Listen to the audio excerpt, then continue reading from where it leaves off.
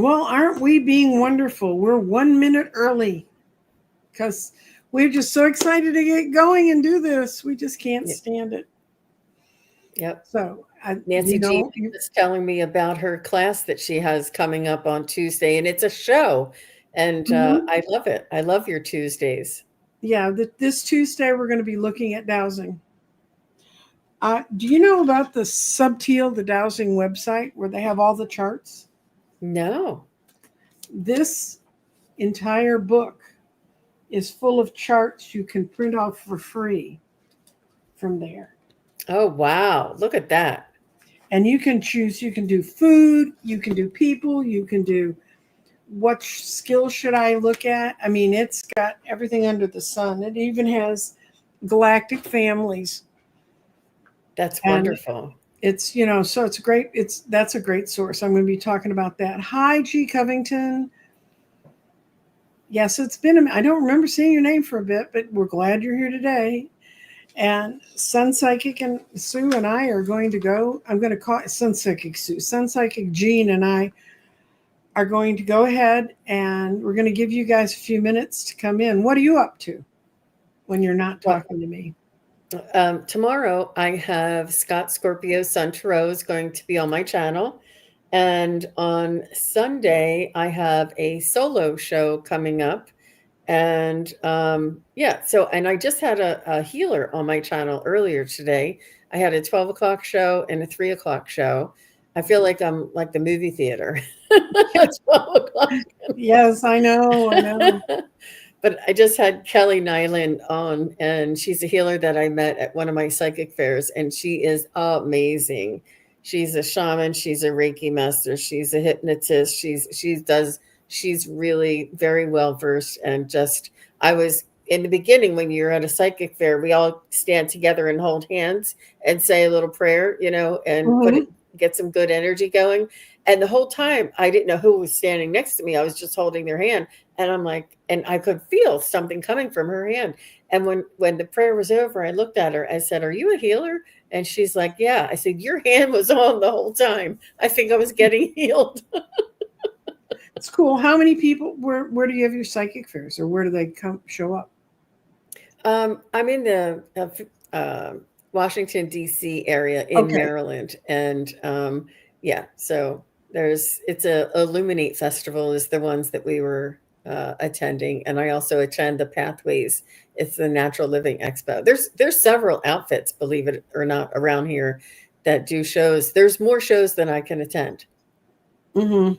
I know they're here, and I've gone to visit them because I had people I trained who were in them, and I went to visit them, and they're very interesting. I'm so glad to see them come back after COVID. Mm-hmm. Yes. Uh-huh. But so yeah, it was a lovely day. And then after that, I just had Valerie from a new Illumination Portal on my show at 3 o'clock today. And she does a little bit of astrology, a little bit about Libra, and then we do moon sign, sun sign, and rising sign readings. Oh, And cool. yeah, it's amazing what comes through that, Hmm. by looking at somebody's energy and picking up the astrological aspects. It's fun.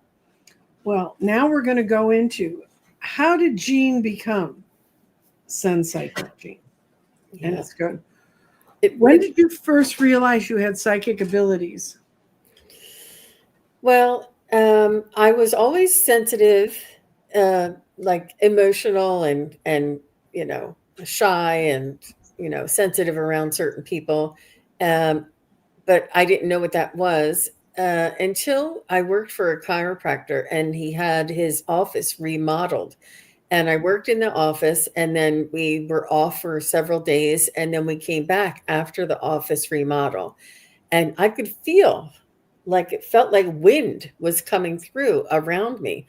And I could feel like this force of something around me. And here he had a feng shui specialist come in and help him, remedy the office when it was remodeled and the suggestions with the colors and placements. And I Hmm. could feel the difference. And I knew, I'm like, I've got to learn everything I know about this. So that's where I learned that I could feel and sense energy, and then I got right into Reiki right after that. Oh, okay. I- mhm.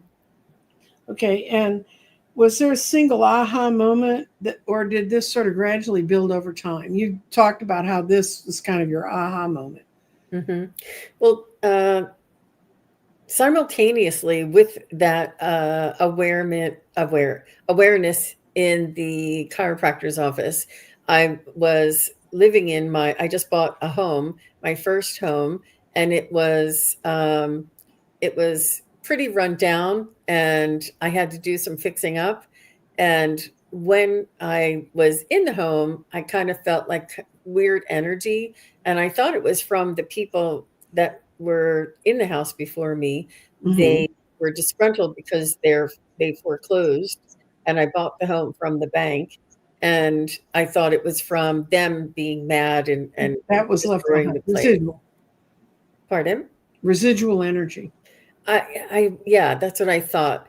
And then after I fixed it up and I put all my touches on it and I was living there, I still felt like something not right in it. And I actually had a ghost in my house and I actually saw him and I do have a witness. And it was just the huge turning point, and it was happening simultaneously with my awareness opening up too. So Yeah. Nothing wakes you up quite like seeing a ghost. yep. And I knew about ghosts. I believed about ghosts. And it's not until you see one with your eyes that it just changes everything. So that is what drove me to find out who he was, why he was there, what happens, why wasn't he dead? I wanted to know everything. Mm-hmm. And that's what sparked it all. Well, good. Did you have sort of precursor things as a child before you grew out of that, oh, that can't be true phase, you know? Um, as a child, it was more like a sensitivity, and I didn't understand it, and my family didn't either. They all knew I was a little bit different. I Yeah. was 6 of 7, so I was like Oh, Christmas. dear. What?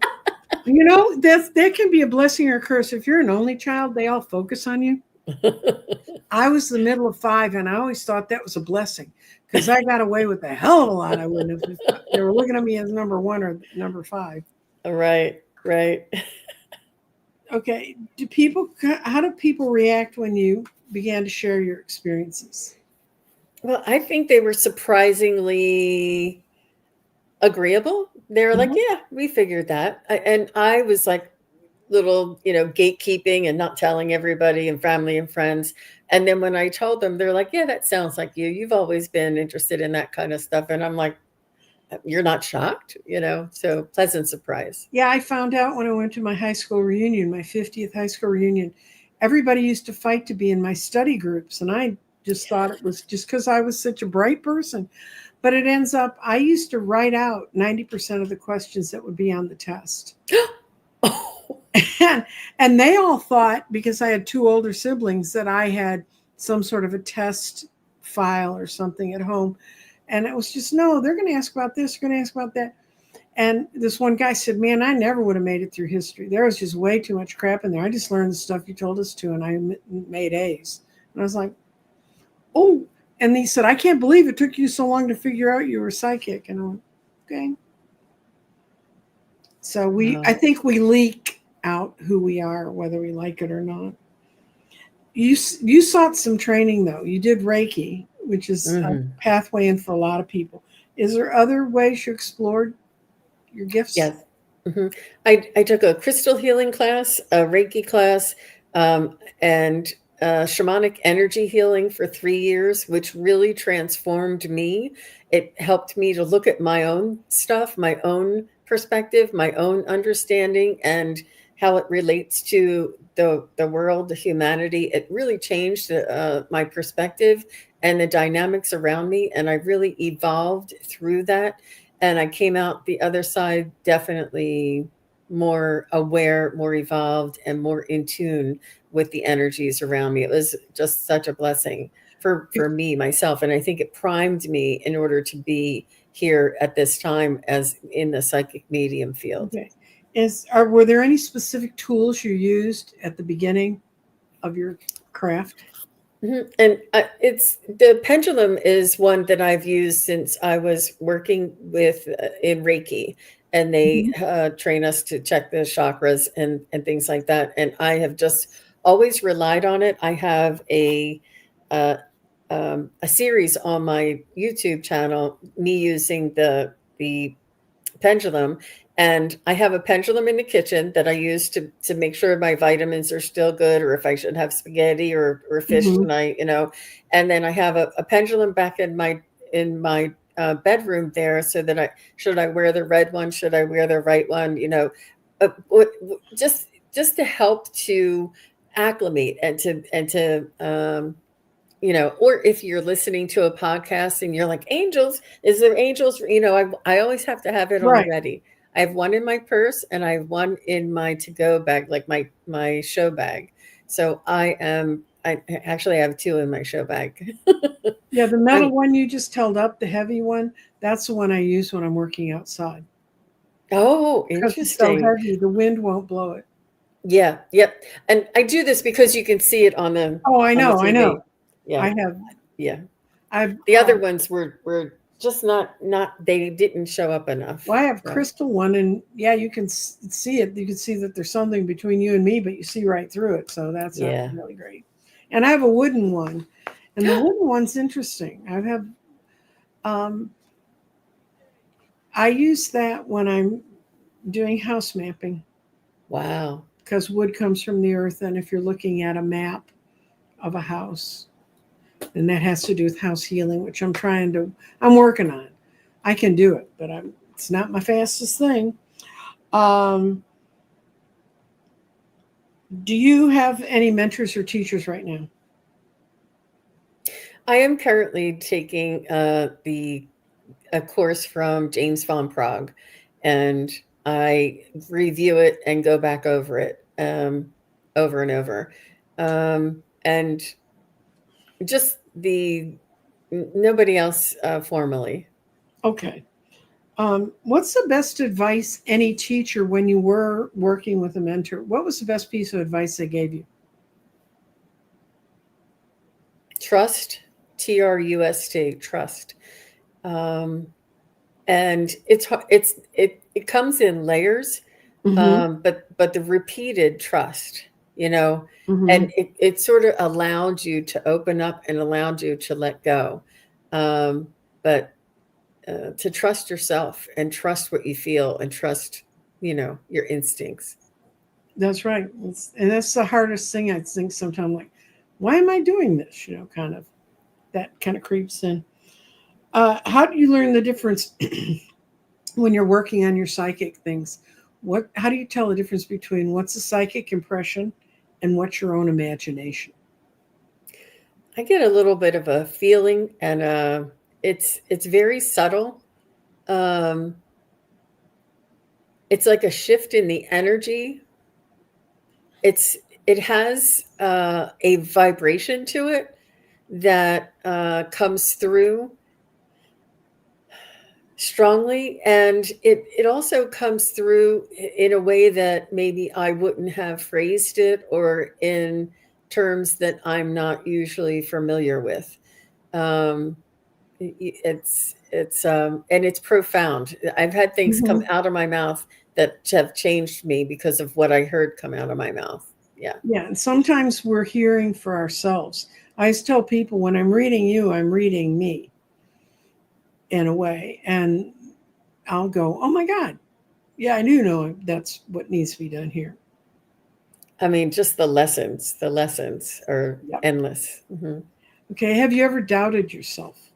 All the time. All the time, I second guess and doubt myself. It's, I wonder, it's part of, mm, it's, uh, it's just part of humanity, I guess. We Mhm. second guess ourselves. Did I do the best job I could? Was any of that something that I may have heard somewhere before, or did I provide a healing information to them, or did I give them enough? Did I explain it enough? Always. Hmm. Mhm. Yeah. And how'd you just push through? You just went ahead and did what you needed to do and let the chips fall where they may? Well, I think it's a way. I don't know if it's ever a go in me, but I think it's a way for us to try not to be perfection, but to allow and trust that the Okay. information that was intended, and that is one of the prayers that I ask, that what's most important for you to hear is my intention, and that is for their highest good. Um, and trusting that whatever it was that I did say was for their highest good. Good. And it's not only what I said, but how they heard it, because I can only control what comes out. I can't control what they receive. They could be Mhm. thinking of something else and miss that whole bit, you know? I know that's the hard part. What was me, and was the connection complete? Did it get completed? Um,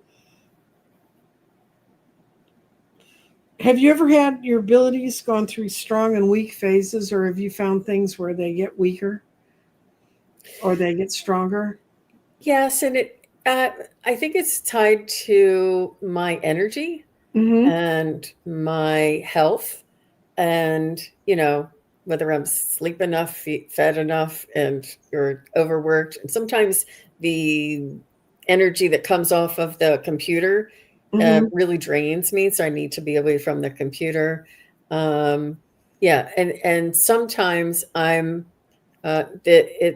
say sometimes it comes through in drips and drabs, a Mm-hmm. little bit at a time, and I feel like I'm struggling to get some information. And other times it's like a fire hose, like I can't even stop it. It keeps coming Mm-hmm. out. I I don't know. Yeah, if I And knew I why. wish I could control that, because that exhausts me when I'm getting so much. You need to be doing this, work on this, work, and I keep getting all the impressions, and I finally have to sit them down and do a matrix and say, okay, what do I need to do now? What can wait? And which ones have I picked up that really aren't going to be relevant? That when I really look at them hard aren't going to work. You know? Okay. Have your abilities. Oh no, we did that one. How do you protect your energy?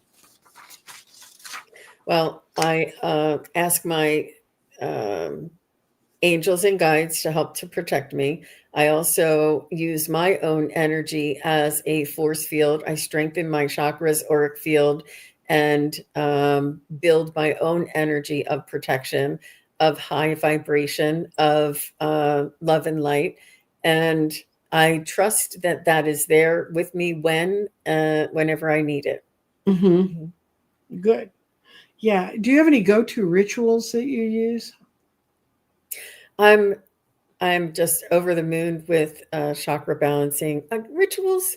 Um, you know, would chakra balancing be? Yeah. I definitely love. I'm over the moon about color, frequency, and energy inside of the actual human and outside of the actual human container.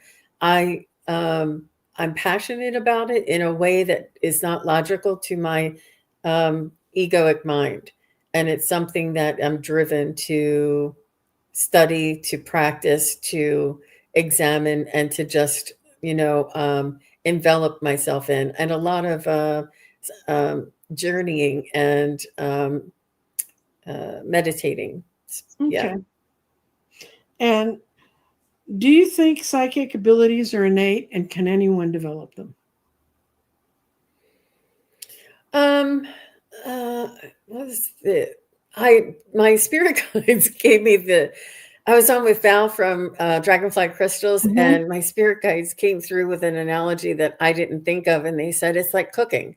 Mm-hmm. Some people can short order cook. Some people can make dinners. Some people can, you know, uh, cook for a banquet. Some people can cook at a restaurant, and some people, cook and sell their food worldwide. It depends on the degree in which you're passionate about it and uh, mm, uh, put energy towards it. Right. And that's just how it is. Everybody can if they tried, but whether they do and how well they do depends on, the degree. Yeah, and we certainly live in an Instacart world where they try to order him. I taught my kids to cook, and they all can cook, but I was a chef's apprentice in the pastry kitchen, so I know how to do things with pastry. And yet then I ended up on keto, and I can't make anything I ever learned how to make. But that's okay. It was part of my path to learning that, was to go through that. And Hmm. that's what you'll do with your skills and abilities. Has your work changed your worldwide view or your beliefs about life and death? Now, there's this little question. Yeah. It has helped me to understand and keep things in perspective and to mitigate my own reality and my own nuclear family and my life here. Um, and you can't unlearn or unhear or unsee these things once you know that Mm-hmm. there is more. There's life after death. There is the loved ones who I have never met, who I can see and tell you what they look like, are talking to me through me to you. There's just no it changes the way you look at other people. You see them as souls. You see them on their journey. You see them, living out their spiritual journey and their own path. And it's not always easy to remember that when somebody cuts you off on the road. I'm not thinking that's a soul in there, but it does Mm-hmm. help. It does help to keep things in perspective, and it does open me up and keep me in a more balanced awareness. Good, because yeah, I definitely think that's the truth. Um, one of the most powerful. What is one of the most powerful readings you've done, if you can share it? Yeah. There was one recently, and I did a past life reading for a client, and it was that she was in a back in the gold rush days, back in the 1800s in the Mm-hmm. Wild West, and she was a deputy, and she was a male in that lifetime, and the whole town loved her, and the whole town felt very safe whenever she was, in town.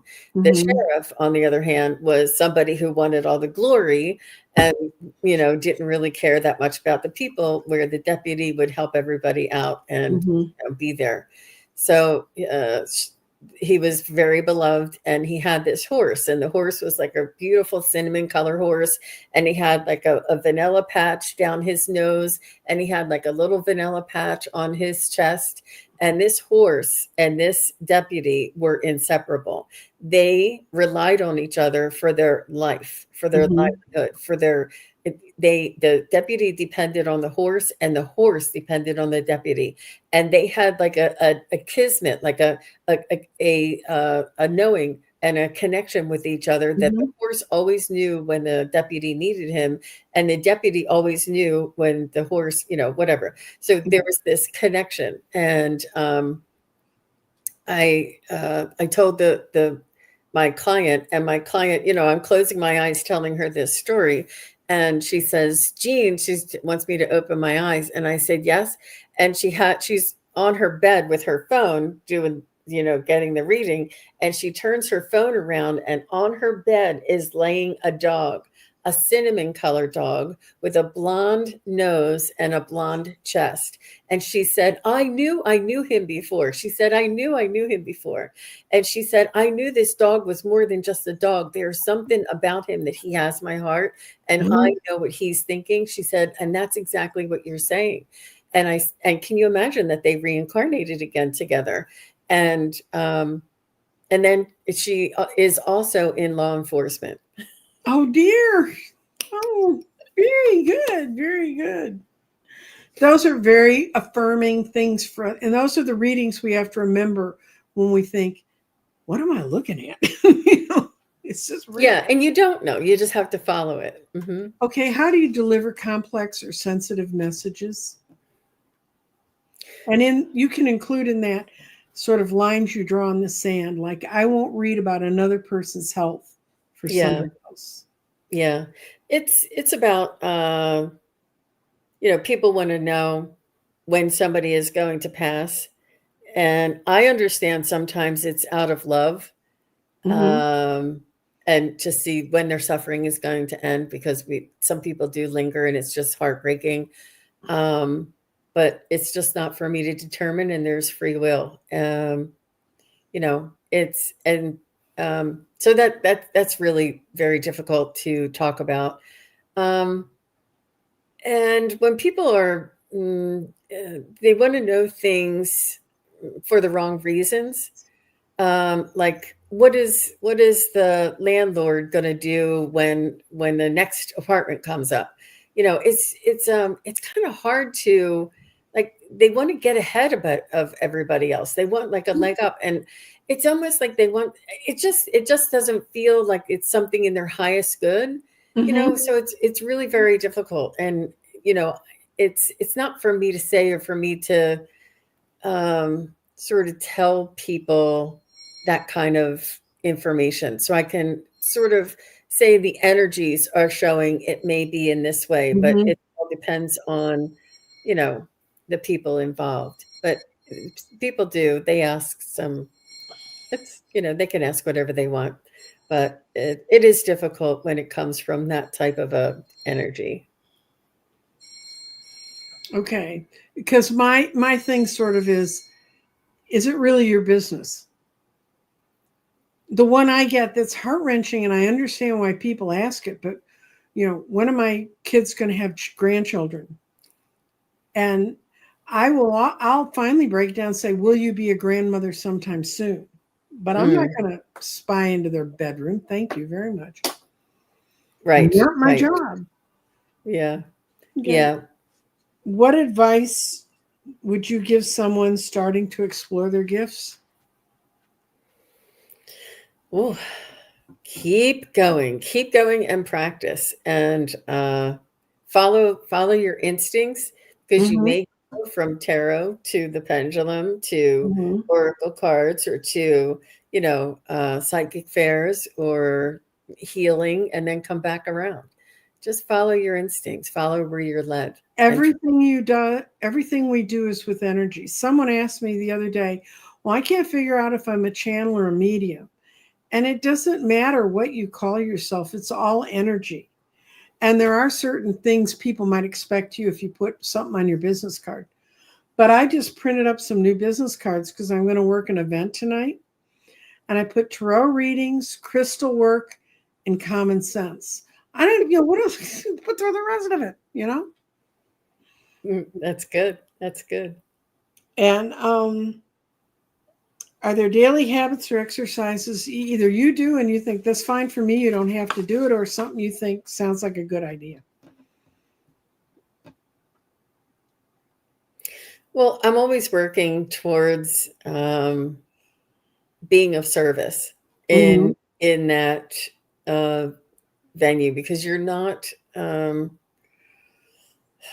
know, primarily we're a soul here, expressing um, your soul's um, expression, your Mm-hmm. soul's desire, your soul's Mm-hmm. desire. That's so I have a soul inside of me, and my soul is part of me, and my soul is directing and driving me and inspiring me and allowing me to be creative through my soul's desire. So Right. my soul was as creative as I am, as daring as I am, as adventurous as I am, and it also helps me to stretch and to step outside of my comfort zone.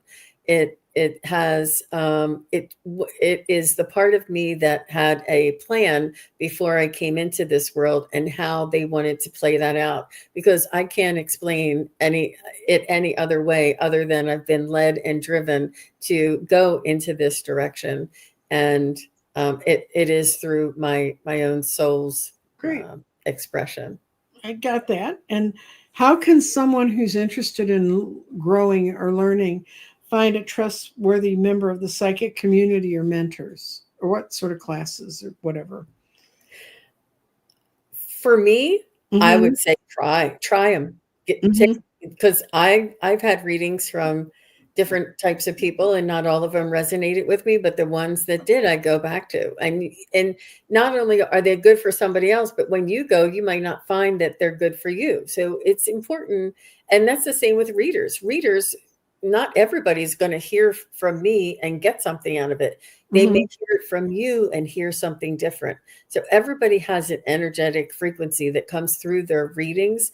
And for me, even the best person, the most popular person, didn't resonate with me, and I was let down. I'm like, wait a minute, but for somebody, and works the other way too. Mhm. Everybody has something to offer, and you're here to help people who can get that information or that frequency and vibration from you and your readings. Very good. And I agree. I think not everybody's everybody's cup of tea. And that's why when people want me to say, but thus and so reader said this, and I'm like, first of all, I didn't hear him say it. And second of all, I don't know what the question really was. So, and if you're going around using us to verify each other, that's also not a nice thing to do. It's kind of rude. I mean, take what you want from me, but don't play comparisons. Okay. Now, here's the easy question. This is the last one. What's the biggest lesson you've learned in your psychic journey?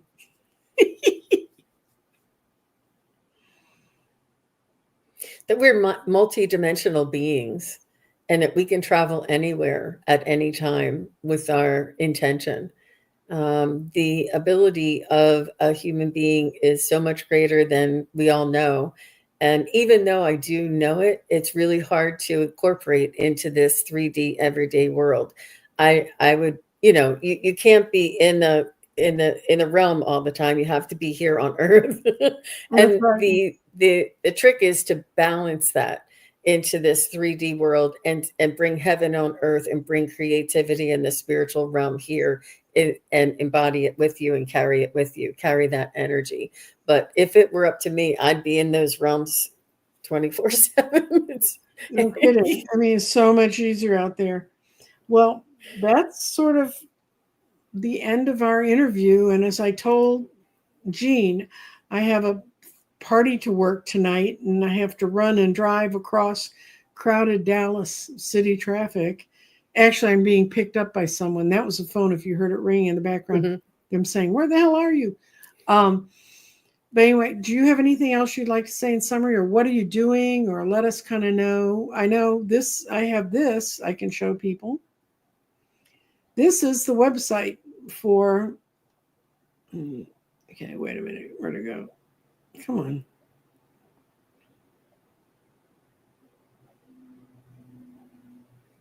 Well, my website is Okay, yeah, sunpsychicgene.com. And I just didn't push the right buttons. I'm that's sorry. okay. And uh, I'm on uh, I'm on TikTok. I'm on Instagram. I'm on Facebook. I'm on YouTube. I do live readings. I do most of my readings through Zoom.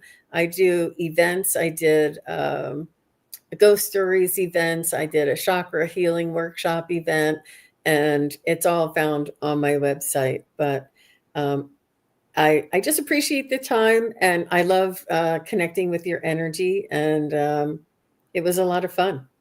Well, it's a lot. For me, it's interesting because everybody's story is a little bit different. It's tweaked a little bit differently, and they find different ways to do things. And what this is what I most want to teach people is that you can do this stuff too. And it doesn't mean I don't want to miss out on a reading by doing a reading for you or building you a crystal grid or whatever else. But I think you need to learn about the energy that's flowing around the earth right now, because we need more people working like Jean does with the positive side of the energy. Well, thanks. And with that, I'm going to close our thing up, and everybody say bye. See you, everybody. Bye bye.